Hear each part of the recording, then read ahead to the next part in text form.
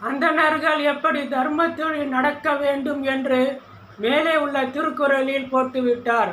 அதனால் அந்த பொருளை இதில் எடுத்துக்கொள்ள வேண்டும். அனைத்திலும் போட முடியுமா?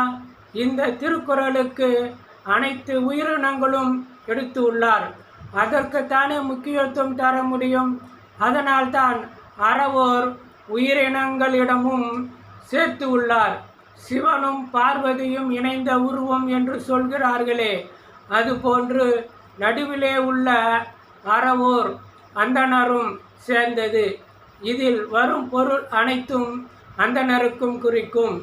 அறவோர் மர், இதுவே மற்ற உயிரினங்களுக்கும் என்று பொருள் வரும். ஆனால் ஒரு பொருளை பல தடவை சொன்னால் மக்கள் மனதில் இடம்பெறும். இன்னும் அழுத்தமாக பொருள் வரும்படி சொன்னால் இன்னும் மக்கள் புரிந்து கொள்வார்கள். அதனால் மீண்டும் உயிருக்கும் மீண்டும் இன்னும் விரிவாக அனைத்து உயிரினங்களிடமும் தர்மத்தின் வழியில் நடக்க வேண்டும். மக்களிடம் எப்படி நடக்கிறாயோ அதே போன்று அனைத்து உயிரினங்களிடமும் நடக்க வேண்டும். எவ்வளவு நமக்கு புரியும்படியாக சொல்கிறார் என்று பாருங்கள். செந்தன்மை, இதனையும் இரண்டாக பிரிக்க வேண்டும். தன்மை என்றாலே நல்ல குணம், நல்ல செயல்பாடு என்று பொருள் வரும். ஆனால் செந்தன்மை மிகவும் நல்ல குணத்தோடு மிகவும் நல்ல செயல்பாட்டோடு எப்படி பொருளை அழுத்தம் கொடுக்கிறார் என்று பாருங்கள்.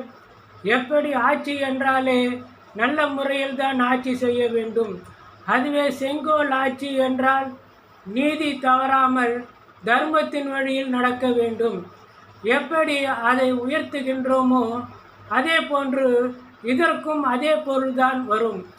மிகவும் நல்ல குணம், மிகவும் நல்ல செயல்பாடு என்று பொருள் வரும். நல்ல செயல்பாடு, நல்ல குணம் என்றாலே அது அனைத்து உயிரினங்களையும் துன்புறுத்தாமல் இருக்க வேண்டும். கொலை செய்யாமல் இருக்க வேண்டும். கொலை செய்து சாப்பிடுவது அதைவிட கொடூரம் அல்லவா? அதனால் எக்காரணத்தை கொண்டும் கொலை செய்தும் சாப்பிடக்கூடாது. எக்காரணத்தை கொண்டும் துன்புறுத்தவும் கூடாது.